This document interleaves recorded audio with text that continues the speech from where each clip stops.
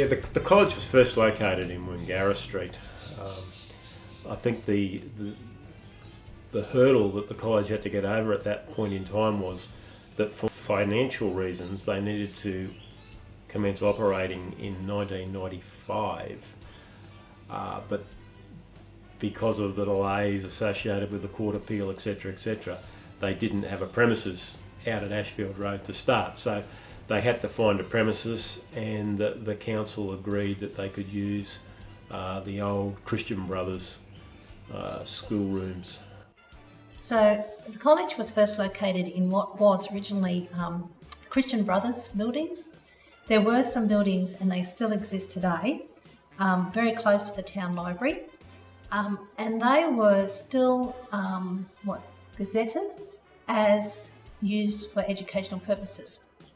And at that stage, when we were looking for some buildings, there weren't any buildings around that the council had as educational purposes. The building was being used by the education department, and it was a resource area.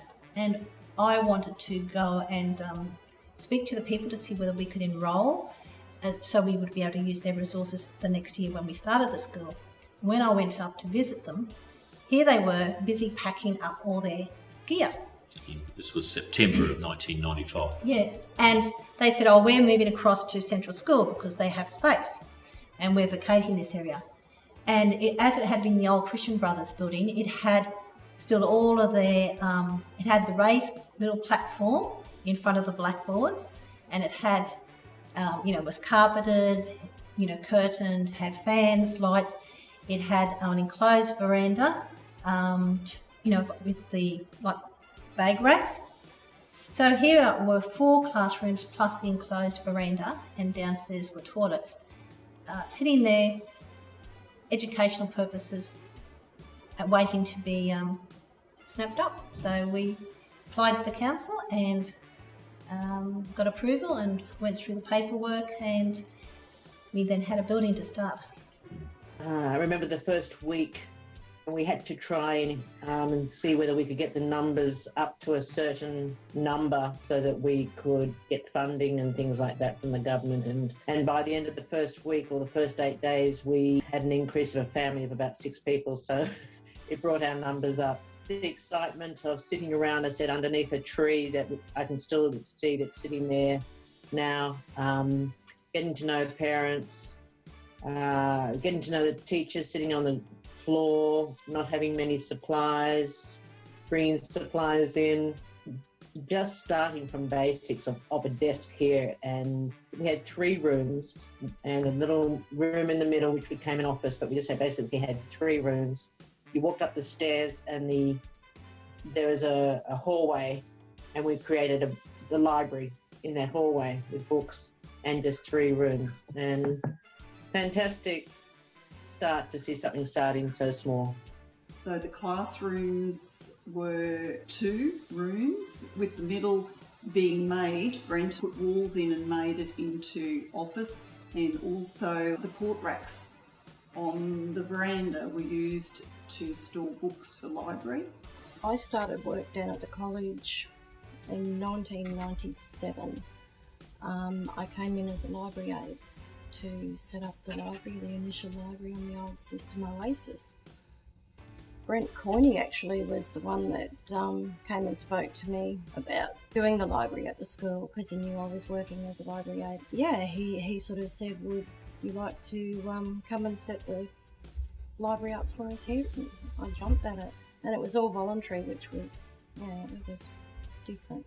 We were in the old Christian Brothers at that time, and the library was port racks on the veranda. We had a little section of all these donated books. It was very personal at that stage. The playground was just a very small grassed area just outside the building. So very small, but it worked well. We had big facilities when we were there, because there was a park area at the front, and it's called Woongarra Street Park.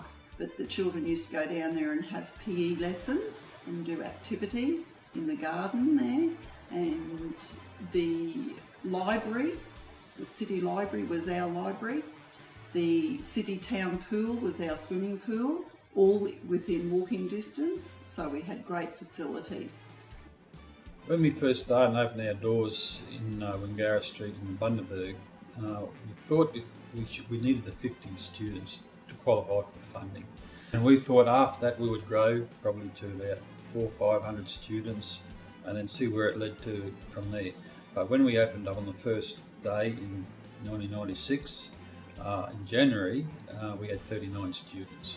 So with that, we were very concerned that we wouldn't qualify for the current funding from the government under the EIR system of funding. But praise God, there's a lot of prayer and a lot of faithfulness. God honoured. We had 51 students by the end of that week. So we did qualify for funding and we went on from there. So we were company members and we were also parents. So we were first day parents for the first day with our daughter starting grade 1. And during their first year of operation, we had 3 teachers on staff.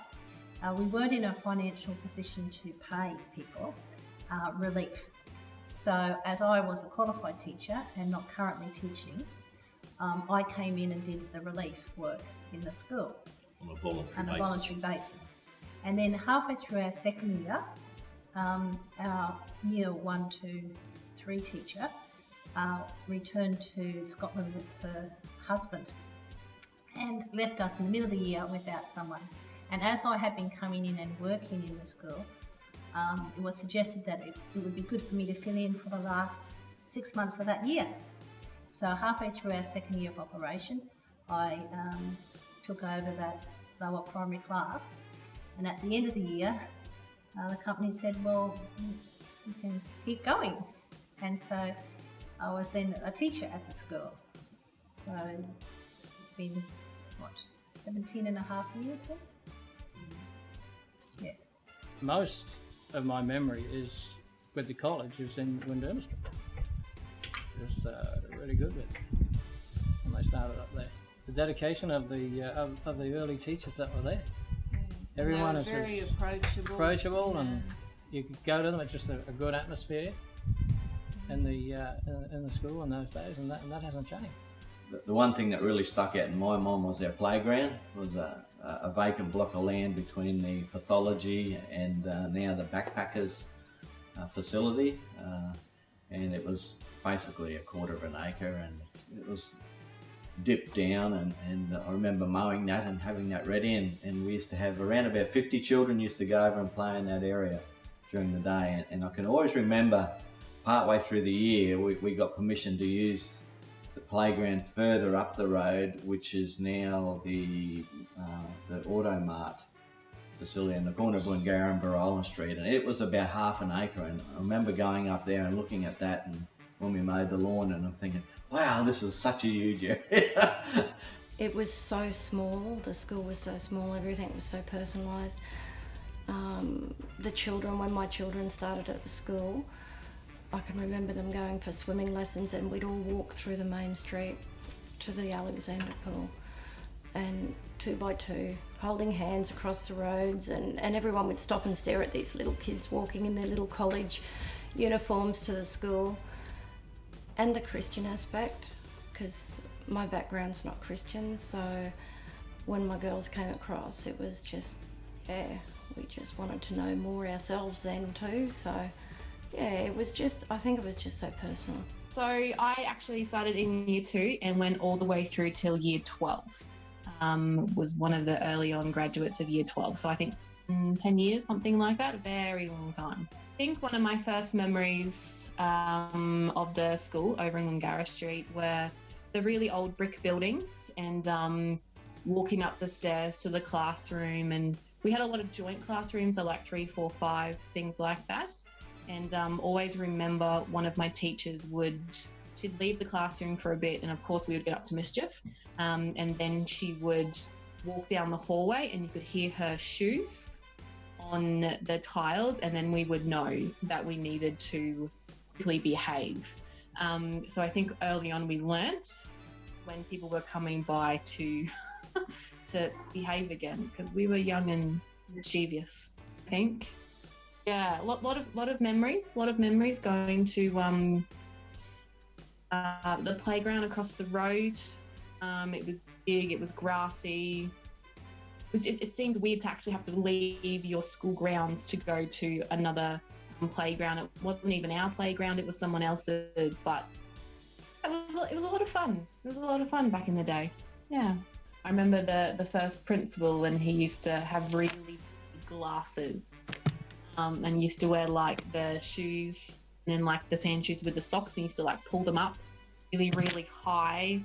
I remember jumping on buses a lot. Like we would get bus like the swimming pool, we'd walk to the playground, and we'd have Chinese lessons like on the other building on the other side. And we had the glass shutters in the school, and then one time I think we were doing a working bee, and we were cleaning the glass shutters, and one of them fell out and onto the ground, and that was a bit of a commotion because you didn't want to like squash anyone, because it was like a public street and you didn't want to squash anyone inside there. But that was a bit of a talk for a bit of time, and good memories. Like they're really good memories of the athletics carnivals. I think it was at the central school there. We'd have everyone cheering, and then the swimming pool. I think we did that for a good 5 or 6 years, I think, you know, carnivals there. And then all the people that I knew, like we went through school, the teachers that you have.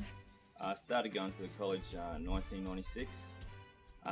It was grade 6, the highest year they had at that stage. Well, I do remember the paddle. It wasn't unusual back then that the paddle would get brought into a classroom, not to be used. Things I won't forget is probably having a buddy system at school. There was only 6 kids in my grade, so we sort of, instead of just being friends with the kids in your grade, we were friends with every kid in the school. Like you could be a big brother to some of the younger boys. My favourite memories is probably playing tackle football on gravel. Our playground was a little bit of a walk to a gravel car park, and I had some good times there, made a lot of mates and always had fun. So. I started my schooling in 1997, the second year that the college was established. I completed all my schooling years at the college, so I graduated in 2009, and I was with Shani and Ryan. We were the only two to complete the full schooling from preschool all the way to year 12.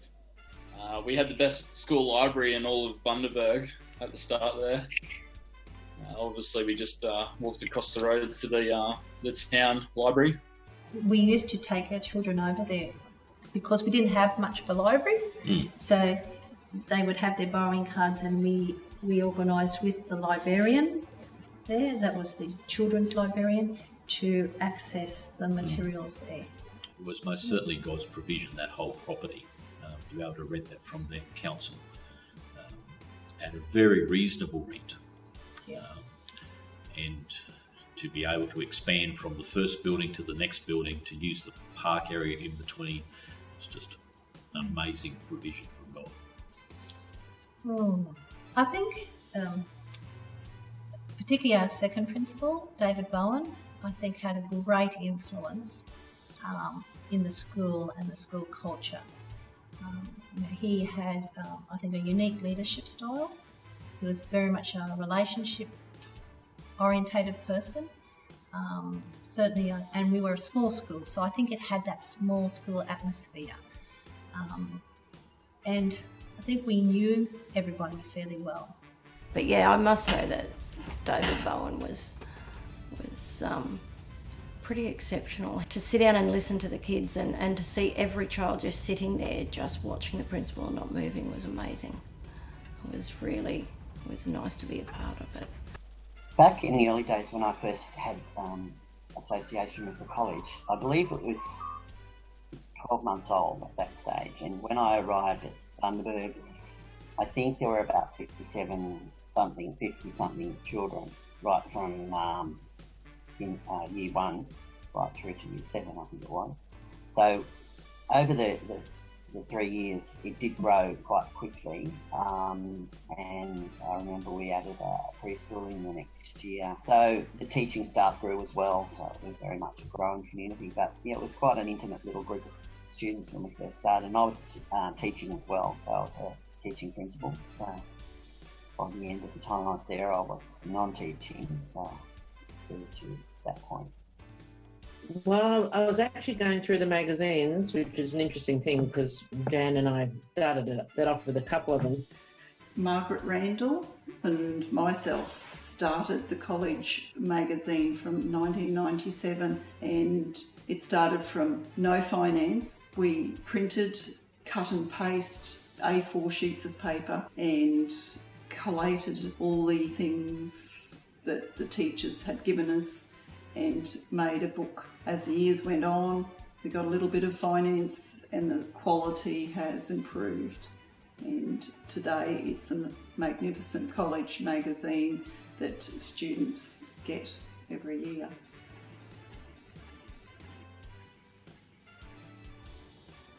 The school song. Well, that has got,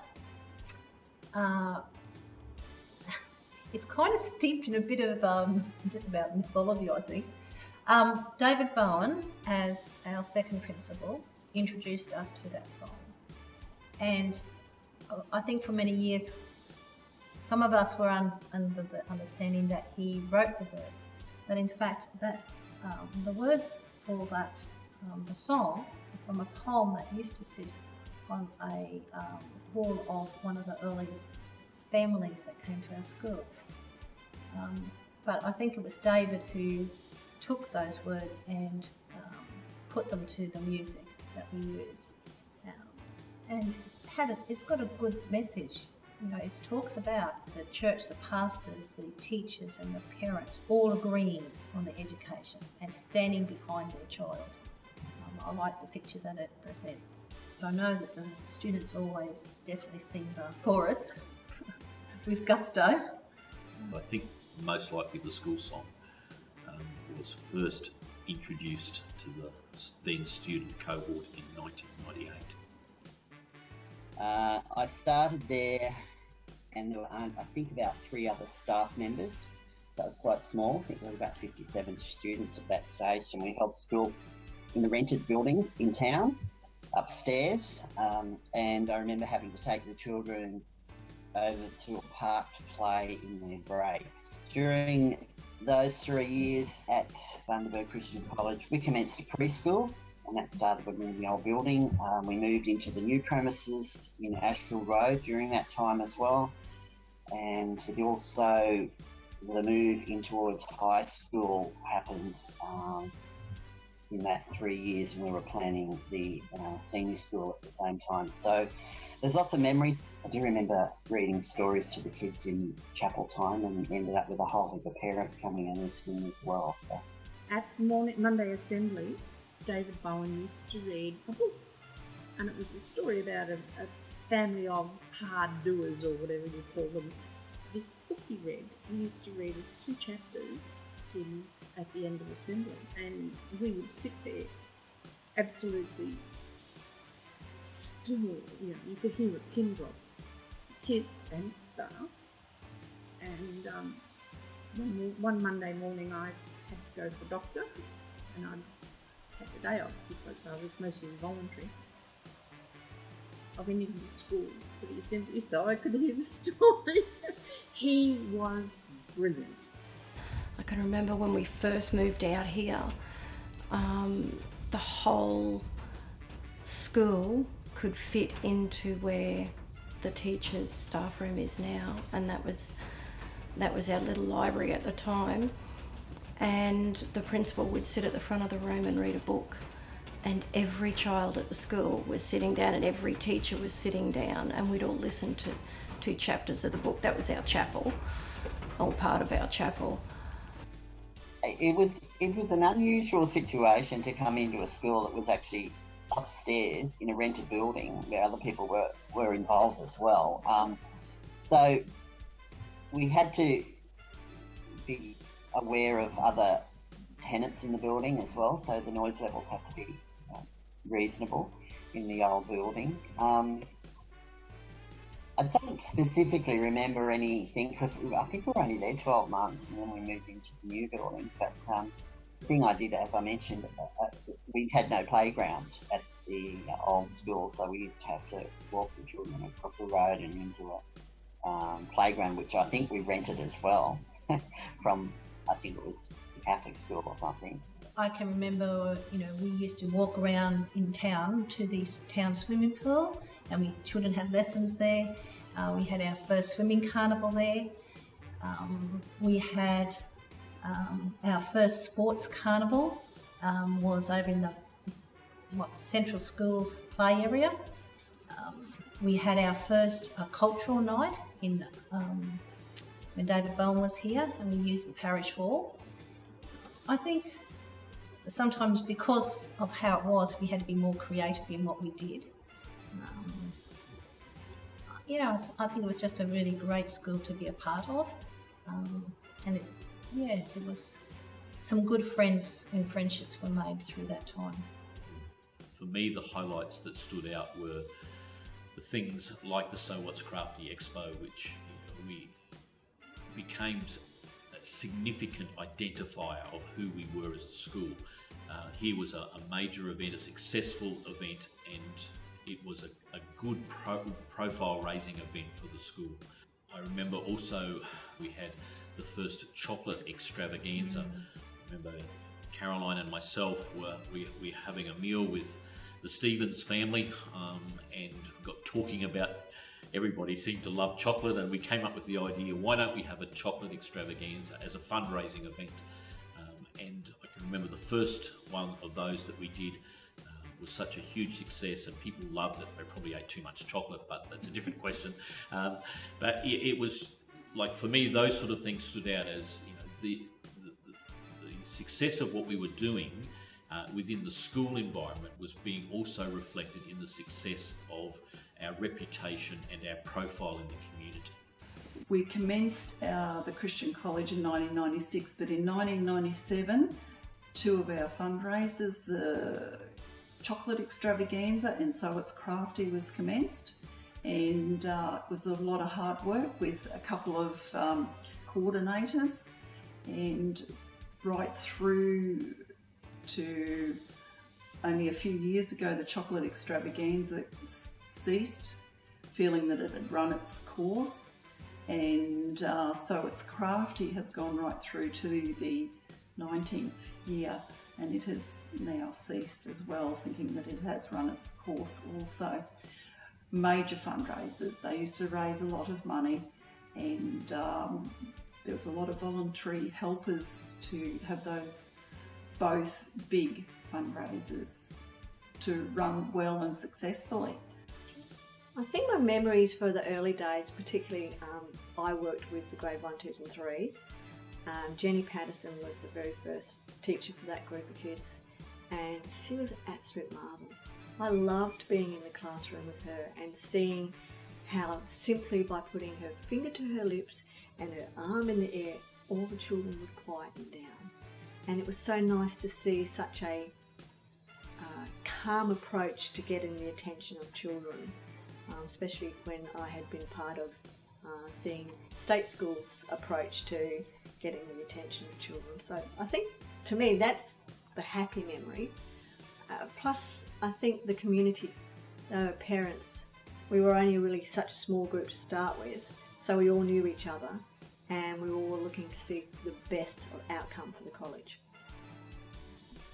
I originally became involved in the college back in 1995 when I answered a newspaper advert for a position in Bundaberg.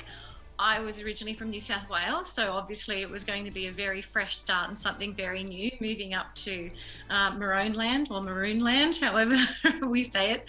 So that was back in 95, and then I moved there with my husband in January 96 for the very beginning of the school. Quite a few memories of that first time, even though it was 20 years ago.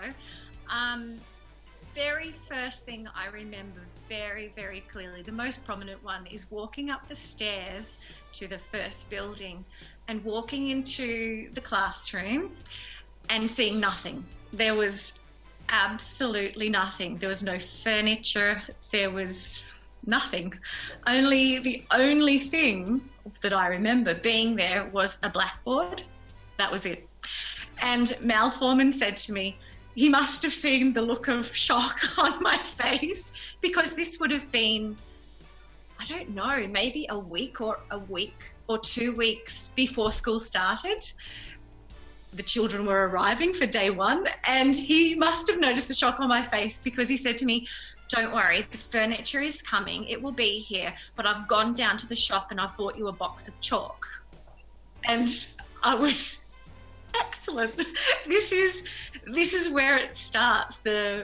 I was excited about the challenge of coming and being part of a brand new school, and this was the very first thing that I noticed, that there was nothing and I had to be ready for anything, and that was exciting. I remember just walking through the building and thinking, this is it.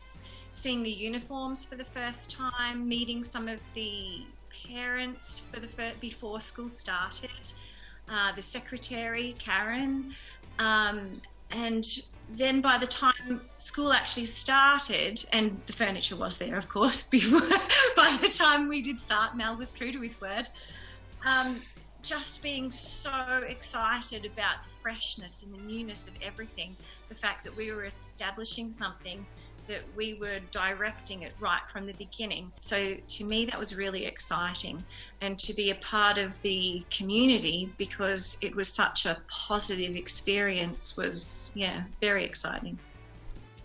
It was interesting in there because we were located in town. The toilets were a public place.